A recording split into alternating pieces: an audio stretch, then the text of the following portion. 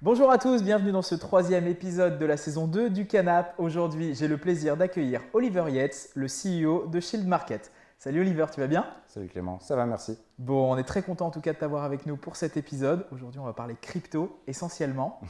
Ça te va? Parfait, c'est mon taf. Parfait.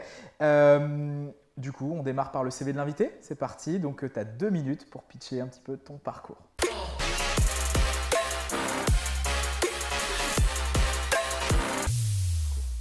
Ok, alors en gros, moi j'ai commencé à bosser dans le milieu de la blockchain et des crypto-monnaies assez tôt, quand j'étais encore en école.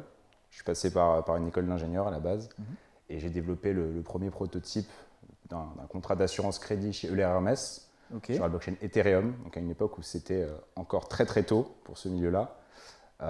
Après, j'ai bossé en laboratoire de recherche sur les failles de sécurité de la blockchain, encore une fois. Et plus récemment, en 2018, j'étais à San Francisco et je vendais des signaux à des fonds d'investissement en fait, de crypto-monnaies, des signaux pour qu'ils puissent savoir quand vendre ou quand acheter. Et ça, c'était pendant la bulle, entre guillemets, donc c'était assez fun. Est-ce que tu as un profil tech par rapport à ça ou est-ce que tu as un profil plutôt axé business ou justement, est-ce que tu es un peu entre ces deux mondes-là? Les deux, en fait, parce que j'ai étudié en école d'ingé, mais aussi à HEC. Donc j'ai un peu la double casquette. J'ai commencé sur le côté tech, mais à la fin et surtout aujourd'hui, je suis beaucoup plus sur le côté vente et business development. Comment tu es tombé dans ce monde-là? La première fois que j'ai acheté du Bitcoin, je devais être juste après la terminale en fait, et je suis tombé dedans un peu par gros hasard. C'était plus pour le côté marrant. C'était le bon moment, j'imagine. Tu sais, j'ai jamais vendu. J'ai vendu directement après, quoi. Je suis pas le profil type de la personne qui est devenue millionnaire avec ça, mais c'était juste marrant d'un point de vue technique. J'étais curieux de savoir comment ça marchait. Très bien. Ok. Et alors du coup, derrière, effectivement, il t'est arrivé pas mal de choses jusqu'à effectivement le fait d'avoir monté Shield Market pour le coup. T'es associé, t'es tout seul dans l'aventure? Non. Alors moi, je suis le CEO, mais j'ai 3 autres associés avec qui on a monté la boîte en fait. Simon, Arnaud et Jacques. Très bien. Tu les as rencontrés à l'époque en cours, je sais pas, c'est des amis? Alors Simon, Arnaud, je les connais depuis un moment. On s'est rencontrés en école et avec Simon, j'ai listé BDE avec lui, puis on a fait des projets ensemble, des apps. Très bien. Arnaud aussi, même école, je connaissais bien. Après Jacques, on l'a rencontré plus récemment puisque lui, il a 25 ans d'expérience en trading dans des grosses banques. Donc lui, c'est plus par le réseau que j'ai rencontré en fait. Ok. Est-ce que tu peux nous pitcher un petit peu ce que c'est Shield Market? Comment tu as eu l'idée? Comment tu en es arrivé là? Ouais. Alors Shield Market, en fait, c'est un service qui permet aux fonds d'investissement d'acheter et de vendre des grosses quantités de crypto-monnaies au meilleur prix. Donc derrière, on a toute une technologie qui est connectée à plein de plateformes de marché et on gère de manière intelligente, en gros, l'exécution des ordres, des trades, comme on dit. Mais on gère toute la trésorerie à travers les plateformes. On fait toute la plomberie pour que ces fonds en fait, puissent exécuter leur stratégie d'investissement. D'accord. C'est quoi la proposition de valeur derrière? Est-ce que tu fais économiser de l'argent à ces fonds? Comment ça se passe? Donc il y a plusieurs choses. Il y a d'un côté le fait d'avoir une économie sur le coût d'exécution des transactions, qui peut être assez grosse, plusieurs pourcents d'une transaction. Quand un fonds trade 100 millions de dollars de crypto-monnaies par mois, ça devient gros. Et de l'autre côté, une simplification des opérations, puisqu'en fait, on s'occupe de gérer toutes les connectiques, les algorithmes, toutes les choses pour lesquelles ils ont besoin de recruter des développeurs spécialisés. Ça passe du temps de formation, c'est du temps de maintenance. On s'occupte de tout ça. Donc, comment tu as vu qu'il y avait un besoin à ce niveau-là? Parce que ça m'a l'air hyper pointu. Tu as forcément vu un cas d'usage où tu disais, mais attends, il y a un vrai problème, il y a quelque chose à faire du coup. En fait, c'est au fil de l'eau. On a commencé sur quelque chose de proche mais un peu différent, qui était une plateforme boursière chiffrée. Donc ça permettait de faire des grosses transactions dissimulées du marché. Et c'est en parlant aux prospects qu'on s'est rendu compte que leur problème, c'était plus simplement, au tout début du processus, en fait, c'est comment on se connecte aux plateformes, comment on envoie nos trades, comment on gère ça. Et on s'est dit, à la limite, cette plateforme-là, on la garde sur le côté. On va commencer à fournir des services d'exécution, comme on dit. Puis à terme, avec assez de clients, on les rabattra tous sur notre plateforme interne pour qu'ils tradent entre eux, en gros. Comment, techniquement, ça se passe? Est-ce que vous avez un techos dans l'équipe qui gère cette partie-là? Comment vous arrivez à monter ce genre de plateforme aujourd'hui? Alors, de base, tous les associés, on est ingénieurs, donc on comprend à peu près comment ça fonctionne. Après, mon CTO Arnaud est quand même sacrément chaud sur la partie système embarqué, infrastructure. Jacques, je veux dire, il a construit la plus grosses bourses privées au monde, chez Crédit Suisse quand même. Ça faisait 10% du volume d'actions mondiales. Ouais, okay. Donc, grosse expertise sur la tech. Vous aviez les armes. Oui, non, voilà. Il y a ce qu'il faut en interne et en fait, on forme les gens qui débarquent. Voilà. Ok, parfait. C'est quoi l'avenir de Shield Market? Vous en êtes où par rapport au développement de l'entreprise? Donc nous, on est jeunes, hein. on a démarré en novembre dernier, on a levé des fonds en début d'année. Okay. Et là, on est en train de finir la phase de R&D en fait. On a fait quelques tests avec des fonds. Mais déjà, sur un avenir proche, c'est déployer le système avec plusieurs clients, plutôt en Amérique du Nord et en Asie. Mais sur le plus long terme, on va commencer à proposer, je pense, j'espère, des produits plus compliqués, plus sophistiqués aux clients. Ok. C'est quelle typologie de clients? On a le droit d'en parler Bien sûr. Alors, n'importe quel type de société qui a besoin d'acheter ou de vendre des cryptos, tout simplement. Après, aujourd'hui, il y a en gros ce qu'on appelle les hedge funds, les fonds d'investissement qui se protègent du marché, qui cherchent à se décorréler du marché, les courtiers, et puis les fonds plus traditionnels de type family office, ce genre de choses. Ok Oliver, alors du coup on va profiter de ta présence aujourd'hui pour un peu démystifier ce monde qui peut paraître assez complexe de l'extérieur sur ces cryptos. Déjà, est-ce que tu peux nous expliquer pour les néophytes ce que c'est qu'une crypto-monnaie pour le coup? Bien sûr, alors une crypto-monnaie c'est une monnaie électronique qui vit sur quelque chose qui s'appelle la blockchain. Donc pour faire très simple, la blockchain c'est une technologie de base de données sur laquelle s'il y a un participant qui modifie l'état de cette base de données, cette modification, elle est répercutée partout, elle ne pourra jamais être annulée. Ça, c'est prouvé mathématiquement. Donc, tu as une grande traçabilité? Traçabilité et surtout, ça évite que quelqu'un vienne modifier une transaction après coup. Je veux dire, si je te donne une crypto-monnaie en échange d'une baguette, ça permet de faire en sorte que je ne peux jamais retourner dans le système et dire « Ah ben non, en fait, je n'ai jamais donné à cette crypto-monnaie à Clément et donc en gros, j'ai de la baguette gratos. » Voilà. Ok, très bien. Donc, c'est hyper sécurisé en plus de ça. Voilà, absolument. Okay. Sans participant tiers, c'est ça qui est important. Ça vit seul, c'est un algorithme. Il n'y a pas besoin de banque ou d'intermédiaire qui surveille ça. On en parle depuis des années. Concrètement, en fait, en France, en tout cas, après on parlera un petit peu peut-être des US, c'est un marché que tu connais bien. Toi, tu vois le truc un peu arriver depuis combien de temps maintenant et depuis quand ça prend une hype Alors, il y a eu, même en France en vrai, il y a eu une première hype plutôt vers 2012, mais c'était vraiment pour les initiés, les personnes qui sont les early adopters, c'était des traders qui aiment bien de toute façon faire des choses très risquées. Il y a eu une vraie bulle, quand on est au courant, vers 2017, où là, le grand public a commencé à découvrir cette classe d'actifs, c'était un peu n'importe quoi. Maintenant, aujourd'hui, on est sur une troisième phase, je dirais, sur laquelle on a plus des profils institutionnels qui rentrent dans le milieu.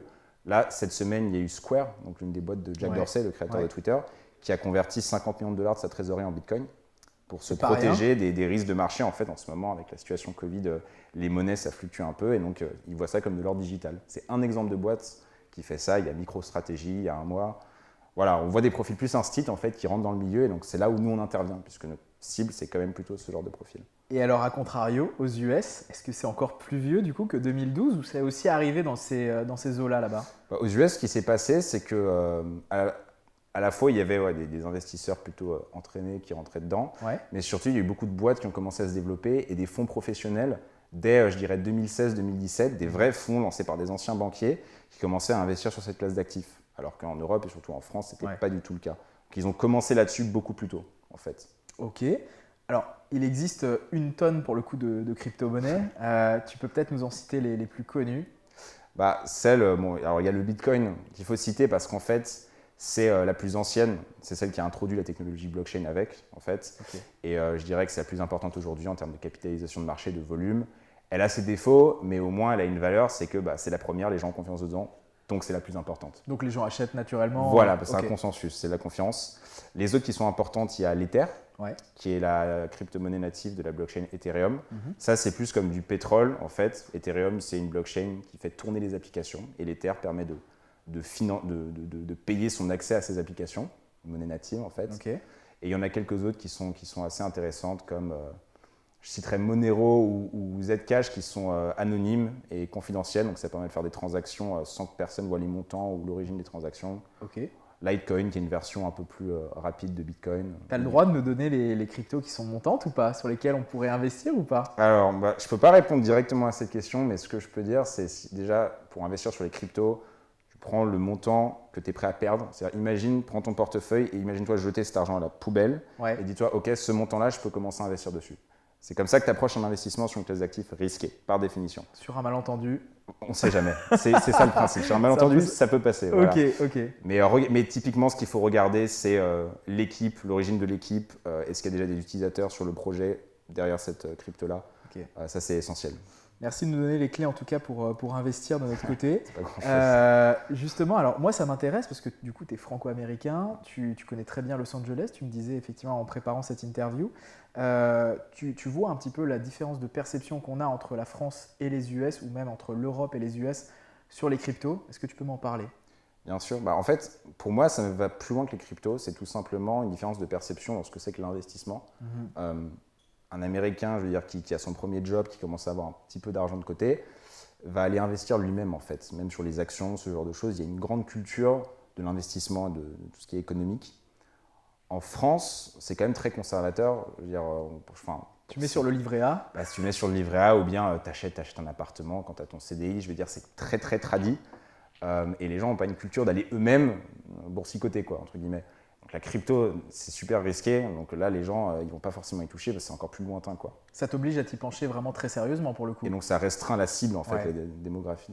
C'est quoi les idées reçues les plus conséquentes, toi, que tu as entendues sur la crypto? Il y a quand même cette image aujourd'hui que la crypto, ça sert à acheter des drogues ou des armes. Et que, voilà, à financer un peu le marché noir, le terrorisme, ce genre de choses. Et beaucoup de grandes banques ou de grands fonds utilisent ça comme argument pour dénigrer la crypto.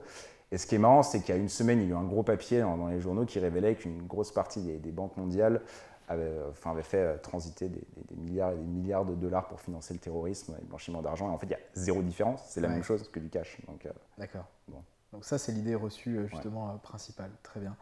Est-ce que tu as des cas d'usage concrets à nous présenter où la crypto a un intérêt? Alors c'est vrai qu'on parlait de traçabilité, de sécurité, lié à la blockchain certainement du coup. Est-ce que tu as des exemples concrets que tu pourrais nous citer? Bien sûr, il y en a plusieurs. Déjà, il y en a un qui est assez vieux pour la crypto, c'est le transfert de valeur à l'international. Tu as de la famille qui est restée au pays, surtout si c'est dans un pays où la monnaie elle est assez volatile, où elle se fait dévaloriser.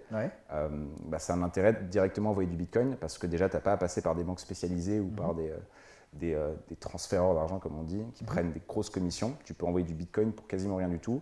Et la personne peut utiliser ce Bitcoin pour derrière récupérer de la monnaie locale ou payer des services. Ça, c'est un cas d'usage. Un autre cas d'usage, c'est le prêt.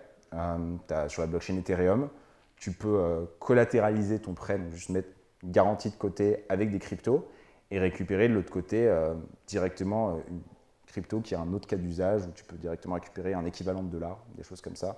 Finalement, tu peux en fait accéder à tout un système d'emprunt sans avoir à passer par des grosses banques. Donc, c'est beaucoup plus ouvert.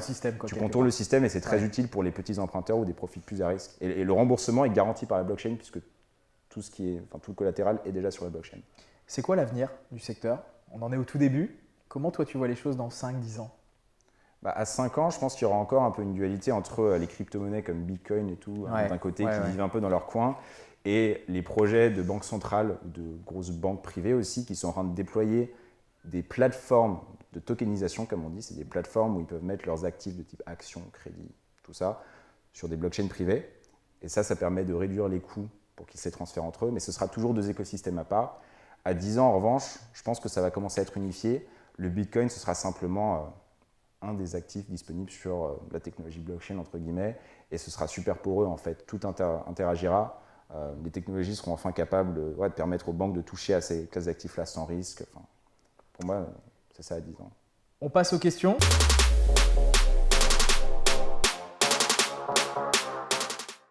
Quel est le truc le plus con que tu as entendu dans la tech? Dans la tech? Ou dans ton milieu lié aux crypto? Je pense que tu as entendu pas mal de choses. Ouais, il y a des gens qui vendent des algos qui te disent ah non, ok, non, j'ai mieux. BitConnect, il y a 2 ans, c'était un scam. Il te disait donne-nous de l'Ether, donne-nous ton argent. En gros, on te garantit 200% de retour par mois. C'est pas économiquement possible de faire ça. Il n'y a aucun monde dans lequel ça existe. Et ils ont quand même réussi à lever des dizaines de millions de dollars auprès de particuliers qui leur filaient leur argent sans savoir. Et ils se sont d'un coup barrés dans les îles avec ça, des centaines de millions de dollars. Pratique. Ok. Tes rituels? Mes rituels à moi? J'en ai pas beaucoup, mais je dirais j'écoute de la musique en permanence, surtout quand je bosse. Beaucoup de musique. Ça t'aide à te concentrer? Ouais, entre autres. Quel style de musique? De tout. Quand je bosse vraiment, j'aime bien mettre de la grosse techno, mais sinon, du classique, du jazz. Ok, très bien. De quoi tu es le plus fier aujourd'hui? Quoi je suis le plus fier aujourd'hui?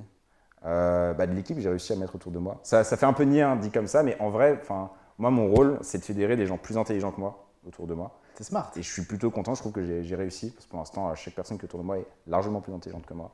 Donc je fais bien mon taf là-dessus. Tu fais ton taf de fédérer. Absolument. Ok, très bien. Voilà. Capitaine du navire. La personne que tu as rencontrée qui t'a le plus inspiré? Il y a un type que j'ai trouvé super inspirant, et on discute régulièrement maintenant.